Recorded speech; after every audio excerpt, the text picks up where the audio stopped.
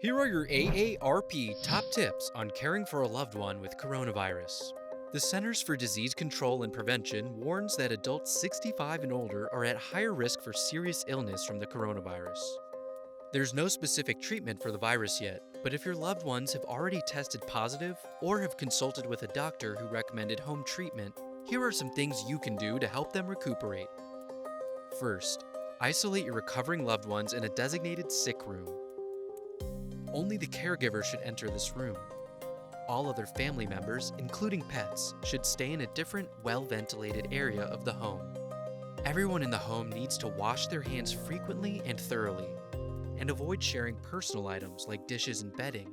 Patients should wear a face mask if available when interacting with a caregiver, unless it restricts their breathing, in which case the caregiver should wear one. Sanitize your space. Immediately remove any soiled bedding or clothing, and wash them on the highest temperature setting compatible with the material. Only handle a patient's laundry while wearing disposable gloves. The CDC suggests that caregivers should avoid shaking dirty laundry in order to minimize the chance of spreading the virus through the air. Sanitize all shared surfaces and wash your hands thoroughly when finished. Treat his or her symptoms, the most common of which are similar to a bad cold or the flu: a cough, shortness of breath, and fever. The CDC and World Health Organization say it's generally okay to take over-the-counter fever reducers to treat symptoms, but you should always consult a doctor before giving someone medication. The CDC also suggests using a humidifier to ease a cough and sore throat. Over-the-counter cough medicine can also help treat symptoms. Help them hydrate and get nutrients.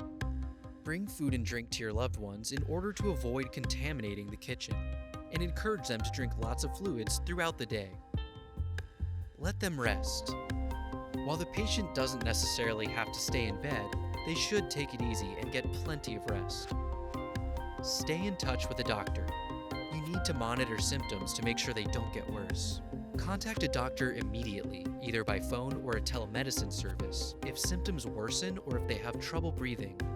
Also call if you notice a bluish tint of the lips or face, persistent chest pain or pressure, or new disorientation and confusion.